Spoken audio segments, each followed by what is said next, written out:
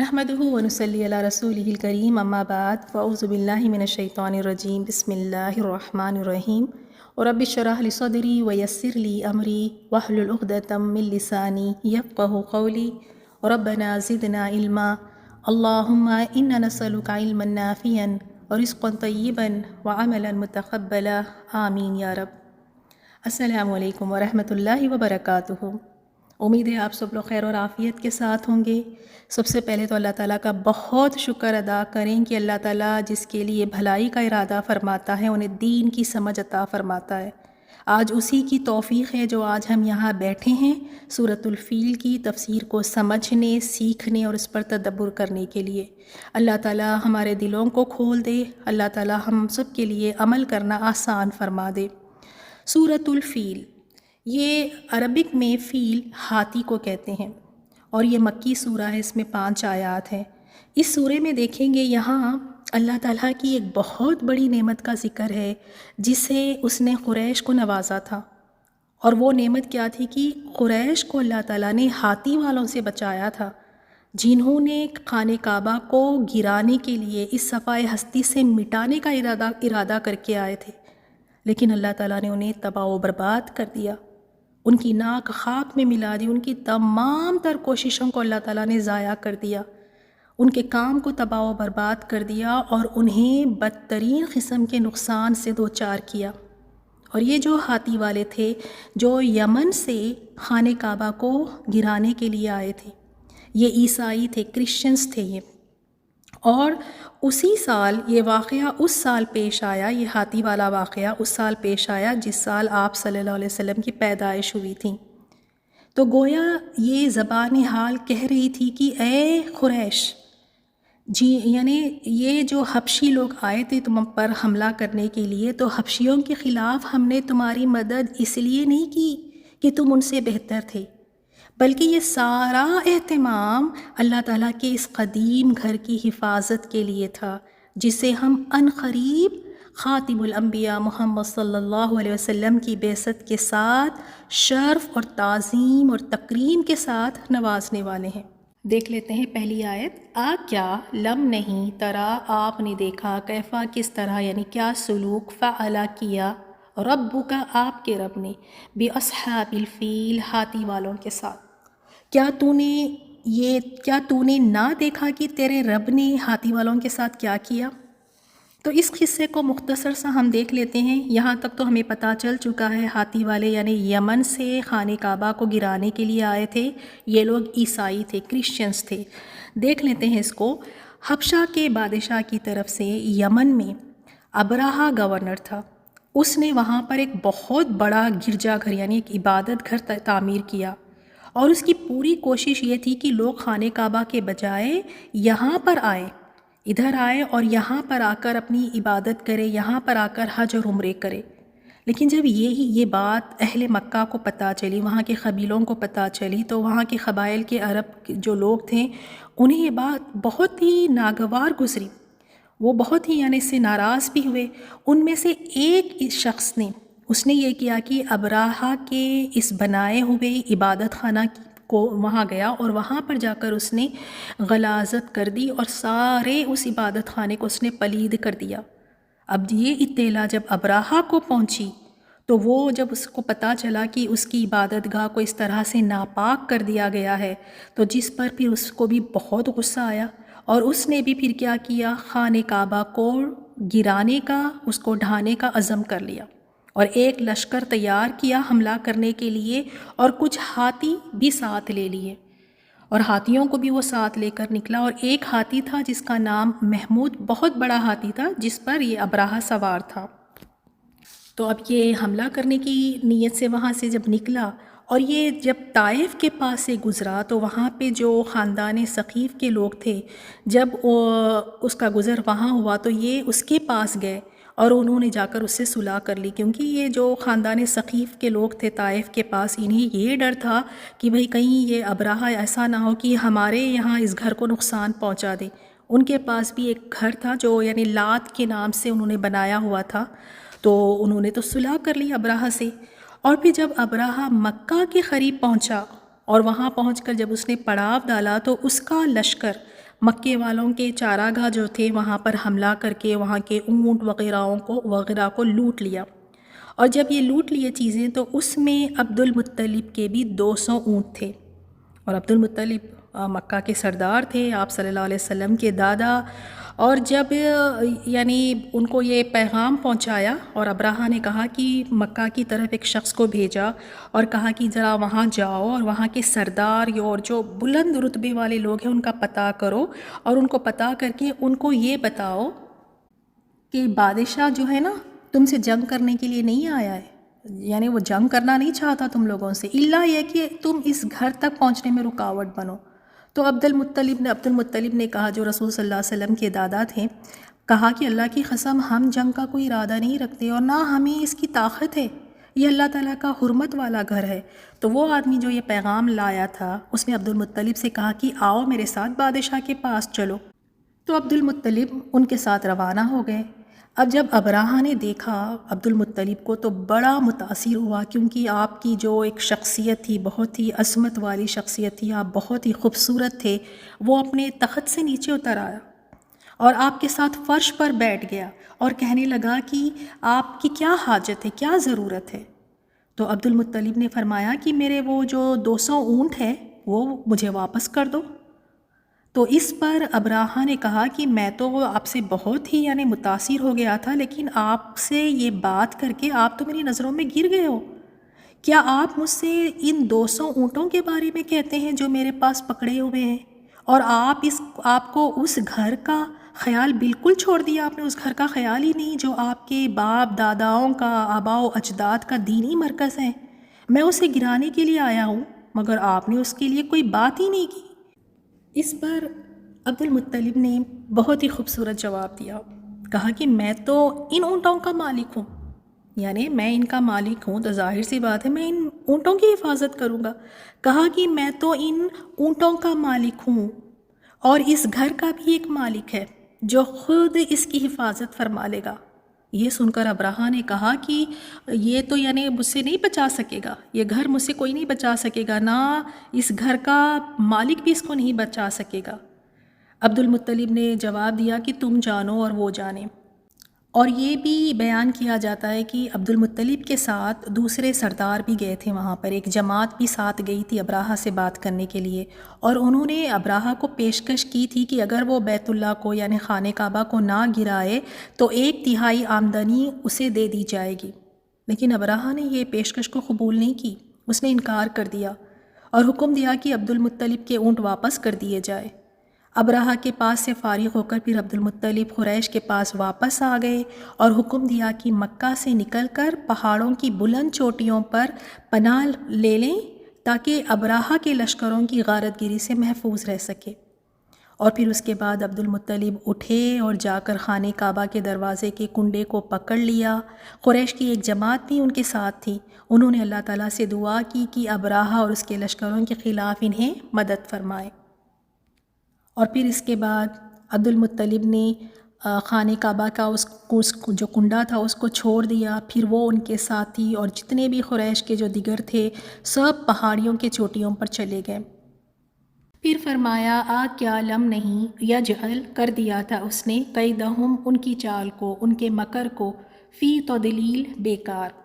کیا ان کے مکر کو بیکار نہیں کر دیا؟ یعنی جو وہ خانہ کعبہ کو ڈھانے کا ارادہ لے کر آیا تھا اس میں اس کو ناکام کر دیا اللہ تعالیٰ نے۔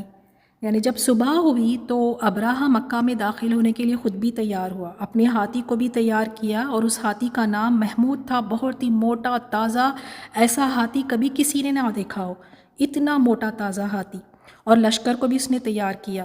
جب ان لوگوں نے اس ہاتھی کا رخ مکے کی طرف کیا تو نفیل بن حبیب اس کے پاس آ کر کھڑا ہو گیا اور اس کے کان کو اس ہاتھی کے کان کو پکڑ کر کہنے لگا محمود، کیونکہ یہ ہاتھی کا نام محمود تھا، کہا کہ محمود بیٹھ جا، جہاں سے آیا ہے سیدھا وہاں لوٹ جا، کیونکہ اس وقت تو اللہ کی عظمت و حرمت والے شہر میں ہے۔ پھر اس نے ہاتھی کے کان کو چھوڑ دیا، یہ ہاتھی بیٹھ گیا، اور نفیل بن حبیب وہاں سے تیزی سے نکل گیا اور دوڑ کر ایک پہاڑ کی چوٹی پر چڑھ گیا۔ اب اس کے بعد ابراہہ نے لوگوں کو ہاتھی کو بہت مارا، کیونکہ وہ ہاتھی اٹھنے کا نام ہی نہیں لیتا تھا، اتنا مارا کہ اس کے سر پہ تیر مارے، اس کو لہو لہان کر دیا، مگر وہ ہاتھی اٹھنے کا نام ہی نہیں لیتا تھا۔ انہوں نے جب اس کا رخ یمن کی طرف کر دیا تو یہ اٹھ کر دوڑنے لگا۔ انہوں نے اس کا رخ شام کی طرف کر دیا، پھر بھی اٹھ کر دوڑنے لگا۔ جب اس ہاتھی کا رخ انہوں نے مشرق کی طرف کیا تو پھر بھی دوڑنے لگا، مگر جیسے ہی اس ہاتھی کا رخ مکہ کی طرف کیا جاتا، خانہ کعبہ کی طرف، تو یہ پھر بیٹھ جاتا۔ اسی دوران پھر اللہ تعالیٰ نے کس طرح سے ان کی چال کو ناکام کیا، وَأَرْسَلَ، اور اس نے بھیجا، علیہم، ان پر، طیرن، پرندے، ابابیل، جھنڈ کے جھنڈ۔ ویسے لوگ کہتے ہیں نا ابابیل پرندے کا نام ہے، پرندے کا نام نہیں ہے، اس کا معنی ہوتا ہے جماعتوں کی جماعتیں، یعنی جھنڈ در جھنڈ جو کہتے ہیں نا، جھنڈ، جھنڈ کے جھنڈ آئے پرندوں کے، اور یہ پرندے سمندر کی طرف، یعنی وہاں سے بھیجے گئے تھے یہ پرندے۔ اور ان کے پرندے 3 کنکریاں ان کے پاس تھیں، ایک تو یعنی چونچ میں اور 2 ان کے پنجوں میں، اور یہ کنکریاں جو تھیں نا اس کا سائز بالکل چنے اور مسور کے دال کے برابر تھی۔ ترمیہم، وہ پھینکتے تھے ان پر، وہ مارتے تھے، ترمیہم بحجارۃ من سجیل، جو انہیں مٹی اور پتھر کی کنکریاں مار رہے تھے۔ سجیل یعنی مٹی کو آگ میں پکا کر اس سے بنائے ہوئے کنکر، اور یہ اتنے چھوٹے چھوٹے پتھر، یہ کنکریاں اتنی چھوٹی چھوٹی سی، یہ توپ کے گولوں اور بندوق کی گولیوں سے بھی کہیں زیادہ خطرناک تھیں۔ یعنی ہر پرندہ 3 کنکریاں اٹھائے ہوئے تھے، 2 ان کے پاؤں میں اور 1 چونچ میں تھی، اور ان پرندوں نے آ کر ان کے سروں پر صفیں باندھ لی، پھر چیخنے لگے، اور پھر اس کے بعد اپنے پاؤں اور چونچوں میں پکڑی ہوئی کنکریاں گرا دی، اور یہ کنکریاں انسان میں، جس انسان کے سر پر لگتی تھی تو اس کے دبر میں، یعنی اس کے پچھلے حصے سے نکل جاتی تھی، اور اگر جسم کے ایک طرف یہ کنکری لگتی تو دوسری طرف سے پار ہو جاتی، آر پار کرنے والی۔ اور دوسری طرف اللہ تعالیٰ نے پھر ان پر ایک بہت شدید آندھی بھیجی، تیز ہوا بھیجی، جس سے کنکریوں کی برسنے کی شدت میں اور بھی اضافہ ہو گیا، اور اس طرح اللہ تعالیٰ نے ان سب کو تباہ و برباد کر دیا۔ اور اس کے بعد کا منظر یہاں پہ بتایا گیا کہ جب یہ کنکریاں ان پر پڑی تو ان کا کیا حال تھا اس وقت، پس انہیں کھائے ہوئے بھوسے کی طرح کر دیا۔ اسف کہتے ہیں جیسے چارے کو کہتے ہیں، جسے جانور کھانے کے لیے، جس کو جانوروں کے کھانے کے لیے کاٹا جاتا ہے، اور اسف دانے کے اوپر کا جو چھلکا ہوتا ہے نا اس کو اسف کہتے ہیں، جیسے چاول کے اوپر کا جو چھلکا ہے، یا گندم ہے، جو اس کا جب گندم کا جو بھوسا نکل آتا ہے تو ان کی کیفیت اس طرح تھی کہ ان کے اعضاء، ان کے جسم کے حصے اس طرح بکھرے ہوئے تھے، اس طرح بکھر گئے تھے جیسے کھائی ہوئی بھوسی ہوتی ہے۔ کبھی آپ نے دیکھا گائے بھینس جب بھوسا کھاتے ہیں تو کس طرح سے بکھر جاتا ہے اور سب کھا لیتے، باقی کا آخر میں چھوٹا چھوٹا سا وہ چورا باقی رہ جاتا ہے، بالکل اس طرح سے وہ ہو گئے تھے۔ جب جانور بھوسا کھانے کے بعد جو باقی جو رہ جاتا ہے اس طرح سے کچھ بھی ان کا نام و نشان باقی نہیں رہا۔ اور یہ ابراہا کتنے کا لشکر لے کر آیا تھا؟ 60,000 کا لشکر لے کر آیا تھا، 8 یا 12 ہاتھی لے کر آئے تھے اس نے، اور سب لوگ ہلاک نہیں ہوئے، بلکہ ان میں سے کچھ تیزی سے راستے کے لیے اس راستے کی طرف بھاگے جدھر سے وہ آئے تھے، اور نفیل بن حبیب کو وہ ڈھونڈ رہے تھے کہ اگر وہ مل جائے تو راستے کا پوچھ لے کہ بھاگنے کا، بچنے کا راستہ کدھر سے۔ وہ تو پہاڑ کی چوٹی پر قریش کے ساتھ بیٹھا، یہ سارا منظر دیکھ رہا تھا کہ کس طرح سے اللہ تعالیٰ نے ہاتھی والوں کا انجام کیا، اللہ تعالیٰ نے کس طرح سے ان کے لیے عذاب نازل فرمایا۔ اور بعض مفسرین نے کہا ہے کہ لشکر میں تمام لوگ جو شامل تھے ابراہا کے، ان کو فوراً وہیں پہ موت نہیں آئی، وہ فوراً وہیں پہ ہلاک نہیں ہوئے۔ کچھ لوگ تو تھے نا فوراً وہیں کا وہیں وہ ہلاک ہو گئے، اور کچھ لوگ وہ تھے جن کا ایک ایک جسم کا حصہ گر رہا تھا، یعنی جو بھاگنے کی کوشش کر رہے تھے، جو اس خوفناک عذاب کو دیکھ کر بھاگ رہے تھے، اس میں خود ابراہا بھی شامل تھا، اور اس کا بھی ایک ایک جسم کا حصہ گر رہا تھا۔ یہ لوگ بھاگے تو ہر راستے میں گرتے اور ہر مقام پر مرتے جا رہے تھے، اور ابراہا کے جسم پر بھی جب یہ ایک کنکر لگا اس کو تو وہ لوگ اسے بھی اپنے ساتھ لے لیے ابراہا کو، اور مرنے کے قریب ابراہا کا یہ حال تھا کہ اس کا سینہ پھٹ گیا اور دل باہر نکل آیا۔ اور ان میں سے کوئی شخص ہلاکت و بربادی کی خبر لے کر اپنے قوم کے پاس واپس گیا بھی تو وہ زخموں سے چور تھا، زخموں سے چور تھا، جیسے ہی وہاں پہنچا تو پھر فوراً وہ مر گیا وہیں پر۔ اس طرح اللہ تعالیٰ نے ان کی چال کو، ان کے مکر کو اللہ تعالیٰ نے بیکار کر دیا۔ اتنا بڑا لشکر لے کر آیا تھا، ہاتھییں ساتھ لے کر آیا تھا، لیکن صرف پرندوں کے جھنڈ اللہ تعالیٰ نے بھیجے، اور چھوٹی چھوٹی سی کنکریاں، اور وہ اتنی طاقتور کی شاید وہ توپ کی گولی بھی اس طرح سے کام نہ کریں، اس طرح سے ان کے جسم میں لگتی تو آر پار ہو جاتی، اور اللہ تعالیٰ نے ان سب کو ہلاک فرما دیا۔ چلیں اس سورے سے ہم کچھ عملی نکات دیکھ لیتے ہیں۔ سب سے پہلے اللہ تعالیٰ نے اس میں اس نعمت کا ذکر کیا جس سے اللہ تعالیٰ نے قریش کو نوازا تھا کہ انہیں ہاتھی والوں سے بچایا۔ جب قریش کو پتہ چلا کہ ابراہہ اپنے لشکر کو لے کر آ رہا ہے کعبہ ڈھانے کے لیے، تو انہوں نے تو کیا کیا، اپنے بچوں، بیوی بچوں کو لے کر وہ تو پہاڑوں کی چوٹیوں پہ چلے گئے تھے پناہ حاصل کرنے کے لیے۔ تو اللہ تعالیٰ یہاں پر اب بتا رہے ہیں کہ تم اس رب کی عبادت کیوں نہیں کرتے، وہی رب جس نے اس گھر کی حفاظت کی، وہی رب جس نے تمہیں ہاتھی والوں سے جس نے تمہیں بچایا تھا،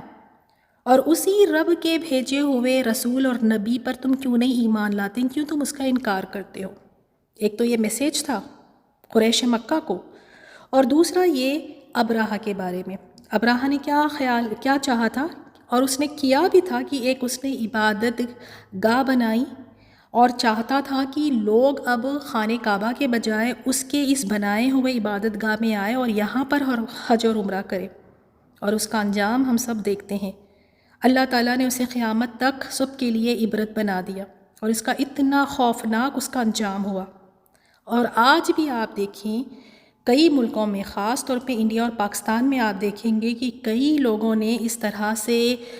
کچھ جگہیں ہیں یا کچھ در ہے اس طرح سے بنائے ہیں کہ جہاں کا لوگ جا کے طواف کرتے ہیں، اور ان کا یہ عقیدہ ہے کہ یہاں طواف کرنا، یہاں حج کرنا بالکل اسی طرح ہے جیسے خانہ کعبہ کا حج کیا جاتا ہے۔ اگر آپ یوٹیوب پر کھول کر دیکھیں، آئی تھنک لال شہباز قلندر کی یہ جو ہے وہاں کا جا کے یہ لوگ حج کرتے ہیں، ایگزیکٹلی اسی طرح کرتے ہیں جس طرح خانہ کعبہ کا حج کرتے ہیں، اور ان کا عقیدہ یہ ہے کہ اجر و ثواب بھی بالکل اسی طرح ملے گا۔ ابراہہ نے بھی تو یہی کوشش کی تھی، اس نے بھی ایک جگہ تیار کی تھی، اور وہ چاہتا تھا کہ لوگ یہاں آئے اور حج اور عمرہ کرنے کے لیے۔ اور آج آپ دیکھیں گے کئی ایسے ملک ہیں، کئی ایسی جگہیں ہیں جہاں پر لوگوں نے اس طرح کی چیزیں بنائی ہوئی ہیں کہ لوگ وہاں جا کر طواف کرتے ہیں۔ ڈرنا چاہیے اس بات سے۔ اللہ تعالیٰ اس وقت بھی قادر تھا، اس وقت بھی اللہ تعالیٰ قادر تھا، اور ابراہہ کا انجام سب کے سامنے ہے۔ اور اگر اللہ کسی کو مہلت دے رہا ہے، اگر کسی کو ڈھیل ملی ہوئی ہے تو وہ اپنے لیے اچھا نہ سمجھے اسے۔ اور تیسری بات آپ دیکھیں، مشرکین مکہ، ہم دیکھتے ہیں کہ انہوں نے کعبہ میں 360 بت رکھے ہوئے تھے، اور جب ان کے اوپر ایک مشکل گھڑی آئی تو انہوں نے اس مشکل گھڑی میں صرف اللہ ہی کو پکارا، اللہ ہی سے مدد حاصل کی، حالانکہ ہیں مشرک۔ کعبے کے دروازے کے کنڈے کو پکڑ کر انہوں نے دعا کی کہ یا اللہ اب تو ہی مدد فرما۔ اس وقت کے مشرکین، انہیں بھی پتا تھا کہ اس مشکل وقت میں اللہ کے سوا کوئی اس چیز کو، یعنی کوئی چیز حفاظت نہیں کر سکتی، کوئی چیز بچا نہیں سکتی۔ بڑی افسوس کی بات ہے کہ آج اپنے آپ کو مسلمان کہنے والے ان سے بھی زیادہ کہیں گئے گزرے ہیں، اس قدر شرک کرتے ہیں کہ مشکل سے مشکل ترین حالات میں بھی وہ اللہ کو نہیں پکارتے، غیر اللہ کو ہی پکارتے ہیں اور انہی سے سہارا لیتے ہیں۔ اور اس سورے میں ہم یہ دیکھتے ہیں اللہ تعالیٰ کو اپنے دین اور اپنے گھر کی حفاظت کے لیے کسی کی نہیں ضرورت۔ سارے قریش کے لوگ بھی بھاگ گئے تھے نا، اللہ نے خود اپنے گھر کی حفاظت کی۔ اللہ تعالیٰ اپنے گھر کی، اپنے دین کی خود حفاظت کر سکتا ہے، اور بالکل حقیر سی معمولی سی چیز سے، چڑیا یعنی اتنی چھوٹی سی، ہلکی پھلکی سی، کمزور سی مخلوق، اور اللہ تعالیٰ نے انہیں بھیجا ہاتھی جیسے مضبوط اور طاقتور جانور کو شکست دینے کے لیے۔ تو اگر آج ہم کچھ دین کے لیے کر رہے ہیں، دین کا کوئی ہم کام کر رہے ہیں، تو اس میں کوئی ہمارا احسان نہیں ہے۔ کئی لوگ تو دین کے کام کرتے ہیں تو بڑا ایسا کرتے ہیں کہ احسان جتا رہے، کوئی احسان نہیں ہے۔ اللہ تعالیٰ کو ہماری ضرورت نہیں ہے، اللہ کے دین کو ہماری ضرورت نہیں ہے، یہ تو اس کا فضل و کرم ہے کہ اس نے موقع دیا۔ اس نے موقع دیا کہ دین کے لیے کچھ کرنے کا موقع دیا، اس میں خود ہمارا فائدہ ہے اور یہ ہماری ضرورت ہے۔ اللہ کے دین کو ہماری ضرورت نہیں، بلکہ ہمیں اللہ تعالیٰ کے دین کی ضرورت ہے۔ اگر آج ہم نہیں کریں گے تو کیا اللہ کا دین کا کام کوئی کرنے والا نہیں ہوگا؟ اللہ تعالیٰ کوئی اور مخلوق کو پیدا کرے گا۔ اللہ تعالیٰ کا دین کا کام تو چلتا رہے گا، اور اللہ تعالیٰ خود اپنے دین کی، اپنے گھر کی اللہ تعالیٰ خود حفاظت فرماتا ہے۔ اور اس کے بعد اگر ویسے تو یہ سورہ چل رہا ہے، مطلب جس طرح سے ابراہا نے چال چلی تھی اور کس طرح سے اس نے اللہ کے گھر کے خلاف اس نے پلاننگ کی تھی اور اس کا کیا انجام ہوا، تو اس سورے کے ساتھ ساتھ تھوڑی سی ایک یاد دہانی کرتے چلتے ہیں، یعنی اس بات کی طرف بھی تھوڑا سا ڈسکس کرتے ہوئے چلتے ہیں۔ گھر دیکھ لیں آپ، گھر بھی ایک چھوٹی موٹی سی ریاست ہے، اور اس گھر میں بھی بڑی سیاستیں چلتی ہیں، دیکھا ہوگا نا۔ اور یہ جو آپ دیکھ رہی ہیں یہ سورہ، ایمان والوں کے لیے اس میں بہت بڑی تسلی ہے، بہت بڑی تسلی ہے۔ گھروں میں بھی دیکھیں چالیں چلتے ہیں ایک دوسرے کو نیچا دکھانے کے لیے، پلاٹنگس ہوتی ہیں وہاں پہ بھی آپ دیکھیں تدبیریں ایک دوسرے کے خلاف کرتے ہیں۔ اور رہی صحیح کثر آپ دیکھ لیں ڈرامہ سیریلز جو دیکھتے ہیں، ڈرامے سیریلز میں اس میں ایسی چالیں چلتے ہیں، ساس بہو کے خلاف، بہو ساس کے خلاف، ننند بھاوج کے خلاف، انسان کی عقل واقعی دنگ ہو جاتی ہے کہ بھی کہاں سے ان کے ذہنوں میں یہ اس طرح کی چالیں آتی ہیں، کہاں سے ان کے ذہنوں میں اس طرح کی باتیں آتی ہیں، اور وہاں سے سیکھ کر پھر اس کے بعد شیطان کے وسوسوں میں آ کر گھروں میں ایک دوسرے کے خلاف چالیں چلتے ہیں۔ تو جب ہمیں یاد رکھنا چاہیے کہ اگر آپ حق پر ہے تو آپ کو ڈرنے کی ضرورت نہیں ہے۔ اگر آپ کے خلاف چالیں چلی جا رہی ہیں اور آپ حق پر ہے، آپ اللہ سے مدد حاصل کریں، کوئی آپ کا کچھ نہیں بگاڑ سکتا۔ وہ رب جو چھوٹی چھوٹی چڑیاؤں سے بڑے ہاتھی، مضبوط ہاتھیوں کو اللہ تعالیٰ شکست دے سکتا ہے، تو جس کے ساتھ اللہ ہے تو اس کو ڈرنے کی پھر کوئی ضرورت نہیں، چاہے وہ کتنا ہی کمزور کیوں نہ ہو۔ جب بھی آپ کو کسی سے ڈر لگے، کسی انسان سے یا کسی بھی چیز سے، تو آپ اس بات کو یاد کر لیں، اس بات کو یاد رکھیں کہ اگر اللہ ساتھ ہو تو کسی کی تدبیریں کوئی آپ کا نقصان نہیں پہنچا سکتی۔ ہاں، شرط یہ ہے کہ آپ حق پر ہو۔ آپ دیکھیں گھروں میں کتنی چالیں چلی جاتی ہے ایک دوسرے کے خلاف، ایون آپ دیکھیں جہاں جابس کرتے ہیں وہاں بھی ایک دوسرے کو نیچے گرانے کے لیے، نیچے دکھانے کے لیے وہاں پر بھی چالیں چلی جاتی ہیں، سازشیں کی جاتی ہیں۔ تو یہ سورہ ہمیں دکھاتا ہے کہ اللہ تعالیٰ خود حفاظت فرماتا ہے اپنے دین کی، اللہ تعالیٰ اپنے دین کی حفاظت فرماتا ہے، اپنے گھر کی حفاظت فرماتا ہے، اللہ اپنے بندوں کی بھی حفاظت فرماتا ہے۔ اور جو لوگ اس طرح سے گھروں میں سازشیں کرتے ہیں، کیوں میں یہاں پر اس بات کو ڈسکس کر رہی ہوں، کیونکہ مجھے لگا کہ یہاں پہ یہ بات کرنا مناسب رہے گا تاکہ ہم یاد دہانی ہو جائیں اور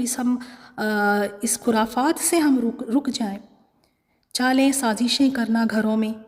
یہ بھول جاتے ہیں کہ اللہ کی تدبیر کے آگے انسانوں کی چالیں دھری کی دھری رہ جاتی ہیں، ان کی چالوں کی کیا حیثیت۔ وقتی ڈھیل کو کوئی انسان اپنے لیے اچھا نہ سمجھیں۔